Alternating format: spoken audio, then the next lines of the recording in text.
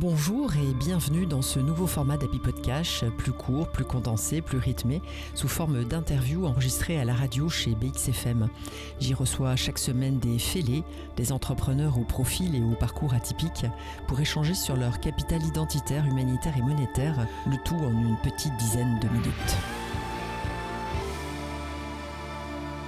Et alors aujourd'hui, j'ai un invité spécial, Thierry Boivin, ou peut-être devrais-je dire Biscuit.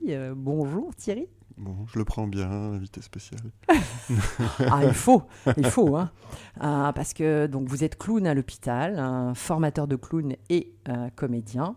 Vous êtes un aventurier pacifique, empreint d'une grande humilité. Votre formation initiale, vos stages et vos expériences vous ont amené vers le théâtre, les contes, le clown et même le ukulélé. Et c'est en milieu hospitalier que vous chaussez de plus en plus souvent votre nez pour apporter de la joie et de la légèreté aux enfants, aux ados et aux fameux fêlés. Alors, j'ai envie de vous demander, est-ce que ce chemin vous a permis de découvrir votre véritable identité ? Quelles ont été les influences, les leçons, les découvertes dans ce parcours qui vous ont permis de démasquer vos talents et de les utiliser ? Très bonne question.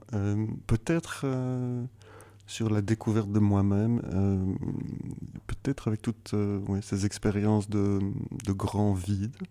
Parce que j'aime bien, avec le clown, me plonger dans le vide. C'est-à-dire que j'interviens dans les hôpitaux, dans les chambres, et je ne sais pas du tout, avec ma partenaire, souvent on est en duo, qu'est-ce qui va se passer dans la chambre. Donc on plonge dans le vide, vraiment, et on essaye de créer quelque chose, un petit moment extraordinaire, avec les enfants, les parents qui sont là. Et du coup, peut-être que ça m'aide, moi, à me rassurer sur je ne sais pas vraiment encore qui je suis, et c'est OK, et j'apprendrai de la prochaine rencontre un petit peu plus encore. Et voilà, petit à petit. Donc, être OK avec je suis en chemin, quoi. Alors, le vide, le silence aussi, peut-être.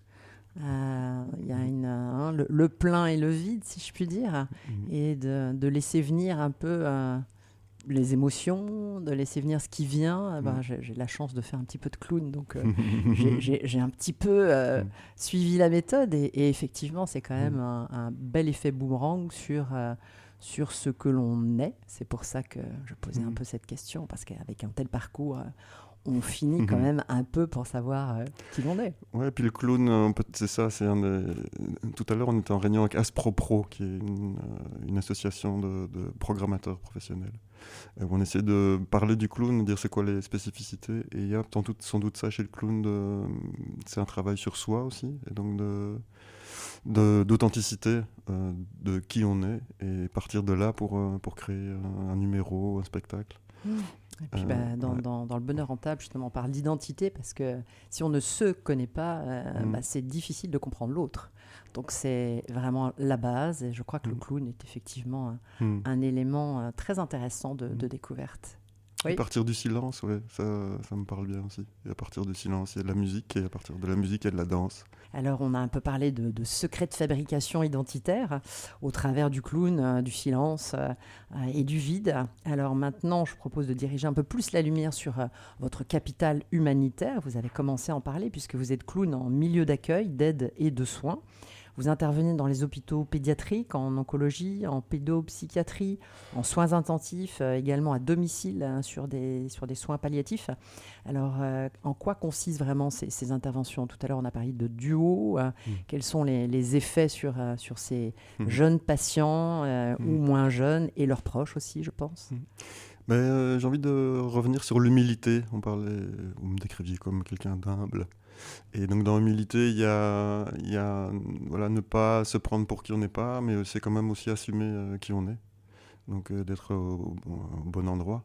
Et je pense à ça parce qu'il y a dans ce boulot arriver à mettre de la lumière, en fait, éclairer les personnes, et ça part de soi aussi. Donc quand on visite des enfants qui sont en soins palliatifs, par exemple, c'est de rencontrer la personne qui est encore complètement vivante, en fait, et entière, et plein de vie, même si le chemin vers la mort approche. Mais c'est de retrouver ces espaces-là, en fait. Cette lumière de vie qui passe par le rire, le sourire, c'est humoristique, j'imagine, ces interventions.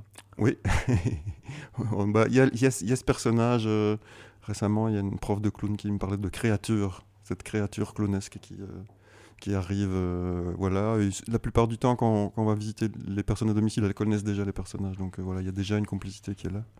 Mais oui, j'ai envie de raconter cette petite anecdote là chez une personne qui était en soins palliatifs, donc une petite de 5 ans, qui avait une petite fille, une petite sœur d'1 an à peu près qui marchait à peine. Et puis avec mon collègue, on fait course-poursuite. Moi, je me cache dans les toilettes avec elle, lui essaye de nous retrouver. Et puis à un moment, il gonfle un énorme ballon, mais qui fait 1 mètre de diamètre, quoi. Il gonfle et bam, le ballon explose. Et il y a la petite de 1 an qui est là debout sur ses 2 petites pattes et ça explose. Et du coup, il y a un énorme silence de qu'est-ce qui va se passer. Et puis après quelques secondes, elle se met à rire, quoi. Il y a le rire qui explose. Et donc voilà, c'est ça. C'est des moments comme ça de suspension et puis de vie. Et puis la vie est là, quoi. Ouais. Comme vous disiez. Magnifique. Et nous abordons la dernière partie, celle du capital monétaire, puisque dans le bonheur rentable, l'argent n'est pas un objectif, c'est une énergie qui circule, qui suppose de la conscience et de la compétence. Alors, est-ce que l'argent est un carburant ou encore une contrainte dans le milieu du clown de soins? C'est-à-dire qu'on n'a pas encore défini le contrat là, pour cette interview radio, donc je n'ai pas encore signé. Voilà. Donc, je sais pas exactement Bonne ce que réponse. ça va me rapporter. Oui, c'est sûr que dans le milieu culturel, parfois, encore une fois tout à l'heure en parlant du clown, c'est pas évident parce que ça prend du temps. Et on se posait la question avec ces professionnels du théâtre de pourquoi il n'y a pas plus de cabarets, donc de petits numéros, d'enchaînement de numéros de 5 à 10 minutes. Et une des réponses était ça coûte cher. Si tous les artistes qui viennent pour 1 heure de spectacle, même s'ils interviennent que 10 minutes, doivent être payés comme un duo de comédiens qui vient faire un spectacle, ça monte les prix. Donc voilà, ça c'est peut-être une spécificité du clown. Oui, c'est sûr que le monde de la culture est rarement bien loti. Et pourtant, là, on amène quand même des solutions vis-à-vis du soin. Il y a quand même des acteurs dans le soin. Est-ce que ce sont des solutions qui parfois, justement, allègent, bien sûr, mais est-ce qu'elles vont jusqu'à aider plus rapidement à retrouver la santé? Est-ce qu'il y a eu des... Oui, il y a des enquêtes qui sont faites. Et oui, visiblement, la présence d'un clown, même payé, en fait, diminue les coûts pour l'hôpital, parce que les enfants restent moins longtemps et rentrent plus vite chez eux. Voilà. Donc là, il y a un acteur tout trouvé qui doit financer, encore faut-il, qui nous écoute. Après, c'est l'image aussi des clowns qu'on a. Et souvent, on est encore, nous, considérés comme des bénévoles dans l'hôpital, même si, personnellement, je suis payé par l'association qui m'engage. Mais, on peut la citer, peut-être? Oui, là, c'est les docteurs Zinzin, et puis il y en a d'autres. Il y a les clowns à l'hôpital, il y a Rire à l'hôpital. Ok, il y en a plusieurs. Ok. Pour la plupart, c'est des dons, en fait. C'est des dons privés, publics un petit peu. Mais c'est pas encore organisé véritablement, mais ça commence par les enquêtes qui permettent de prouver les résultats. Et puis après, le chemin, effectivement, c'est de trouver plutôt le modèle économique qui va venir booster tout ça. Eh bien, merci beaucoup Thierry d'être venu illustrer une belle image du bonheur rentable en nous faisant plonger dans votre univers inspirant et touchant. Donc, on vous trouve... peut-être un petit... Clown Sense, non? Oui, Clown Sense, et avec, c'est une assoce, donc avec un collègue Bart, pour le nommer, on organise un week-end qui s'appelle Clown et Chaman. Bon, eh bien, merci beaucoup. Continuez surtout à apporter de l'humanité dans ce monde de la santé mentale et émotionnelle. À très vite. Au revoir Thierry. Au revoir, merci. Je suis Valérie Delande, créatrice et animatrice du concept de bonheur rentable, et je vous donne rendez-vous chaque semaine avec un nouveau fêlé. Vous pouvez également retrouver les chroniques du bonheur rentable en podcast sur le site de BXFM.